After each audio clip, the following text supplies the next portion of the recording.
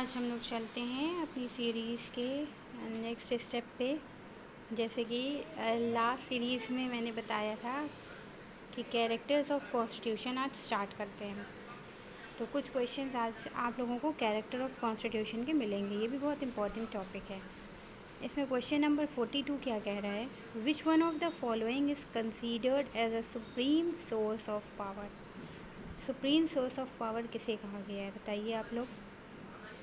ये UPPCSJ 2015 में पूछा गया क्वेश्चन है। सुप्रीम सोर्स ऑफ पावर क्या है हमारा, constitution of India, option number D.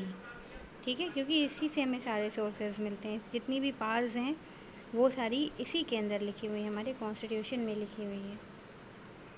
Next चलते हैं question number 43, who among the following made the statement that The Indian Constitution established a system of government which is almost quasi-federal। quasi-federal की बात किस author ने कही है? quasi-federal बहुत ही important question है। ये आप लोगों का UGC नेट में भी पूछा जाता है और आने वाले बहुत सारे एग्ज़ाम्स हैं जिसमें ये पूछा जाता है। देखिए, जैसे कि UPPCS में पूछा गया है और अब तो जुडिशरी के एग्ज़ाम में भी पूछा जाता है।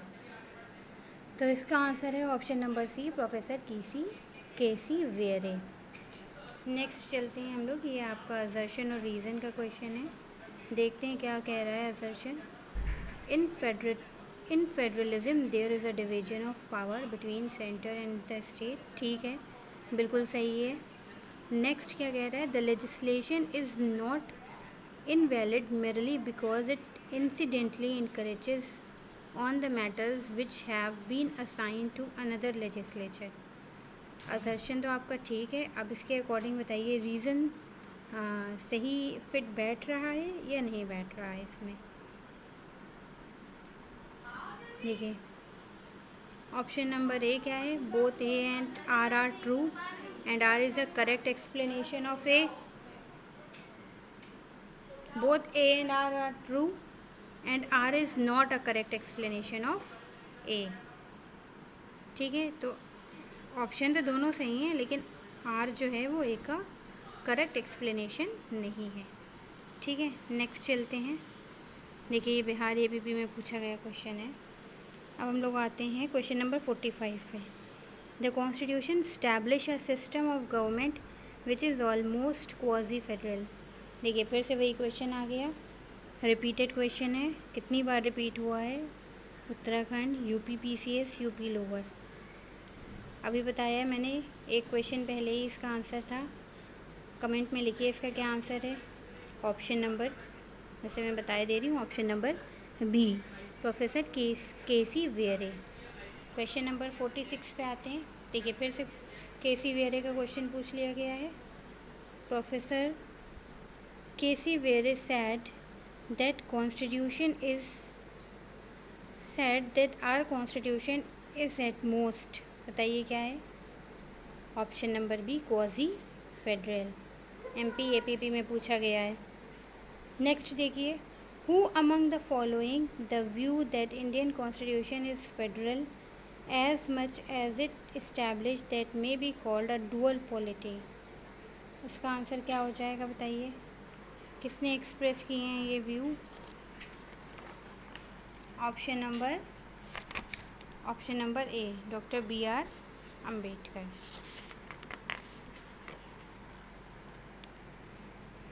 ये बिहार जे में पूछा गया है 2018 में। फिर देखिए, फिर केसी वेरे आ गए। K C Wheare, professor K C Wheare said that the constitution of India is weak federation, non federal, strong federal, quasi federal.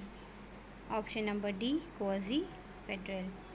Question number 49, the constitution of India is federal in character because. बताइए जल्दी से, क्यों है federal. हम लोग basic उससे पढ़ते चले आ रहे हैं। जब फर्स्ट सेमेस्टर होता है तभी हम लोगों को ये फीचर्स बताए जाते हैं लॉ के। Because there, option number C, there is a distribution of powers between the union and the states. Next question पे चलते हैं। Question number 50, the constitution of India is federal in character because, देखिए फिर वही repeated question है ये। कभी option number C, there is a distribution of powers between the union and the state, UPPCS में पूछा गया है। फिर देखिए, which of the following is not correct about parliamentary form of government, क्या करेक्ट नहीं है। पार्लियामेंट्री फॉर्म ऑफ गवर्नमेंट की आप लोगों ने डेफिनेशंस पढ़ी होंगी, बता दीजिए आंसर इसका क्या होगा। नॉट करेक्ट बताना है इसमें। All the ministers are the members of lower house, ठीक है। Question number 52, the Indian Constitution provides a unitary state that subsidiary federal feature rather than federal state with a subsidiary unitary feature। बताइए, बहुत common definition है, बहुत बार पूछी जाती है और बहुत इम्पॉर्टेंट भी है। इसका भी ऑप्शन सी होगा, केसी वेरे ने ही यही बात कही है, unitary state with a subsidiary federal feature. 52 देखिए, पीसीएसजे 2016 में पूछा गया है। 53 देखिए, which one of the following is not a salient feature of the constitution of India, salient feature कौन सा नहीं है बताइए। Option number C, committed judiciary, हमारी जुडिशरी इंडिपेंडेंट है, नॉट कमिटेड। क्वेश्चन नंबर 54 देखिए, इसमें कंसीडर करना है कि इंडियन कॉन्स्टिट्यूशन कि क्या क्या वो हैं करेक्ट स्टेटमेंट। अनरिटन कॉन्स्टिट्यूशन नहीं, गलत है। Written constitution right.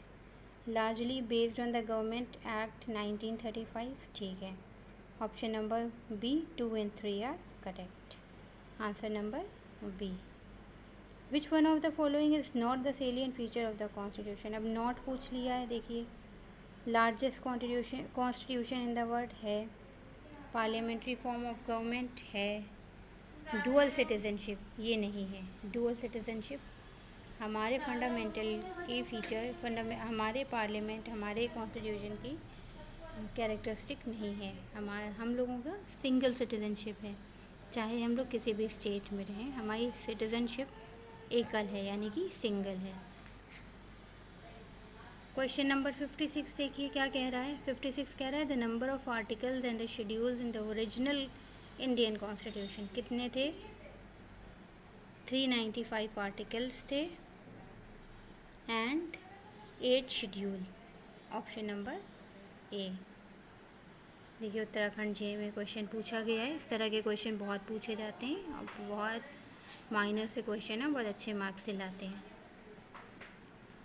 Question number 57 देखिए, which one of the following is not an essential characteristic of federal constitution. Federal constitution की इम्पॉर्टेंट या इसेंशियल कैरेक्टरिस्टिक नहीं है। डिस्ट्रीब्यूशन ऑफ पावर्स हैं, सुप्रीमेसी ऑफ कॉन्स्टिट्यूशन है, प्रेसिडेंशियल फॉर्म ऑफ गवर्नमेंट नहीं है।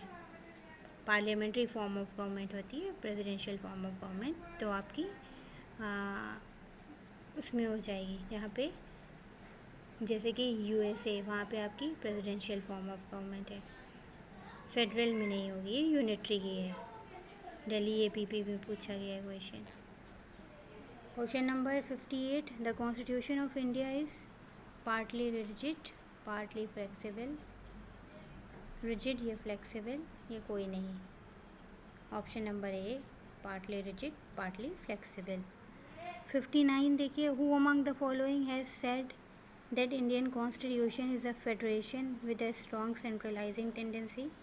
बहुत बार पूछा जाता है, इसका आंसर हो जाएगा option number C, sir Ivor Jennings.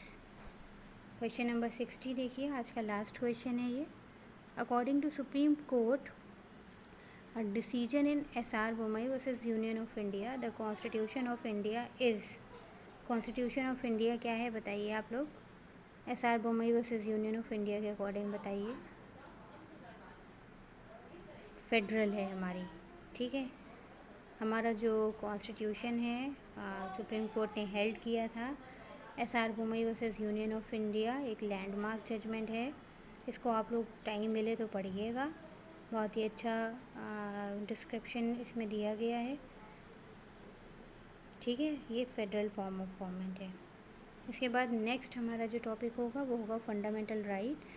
काफ़ी अच्छा टॉपिक है और जो है इससे हम लोग कल क्वेश्चन लेंगे। हो सकता हो कल के जो भी वीडियो आए वो थोड़ी लंबी आए, लेकिन आप लोग उसे पूरा देखिएगा और कमेंट करके बताइएगा कि आप लोगों को और क्या चाहिए, क्या इम्प्रूवमेंट हो सकता है इसमें।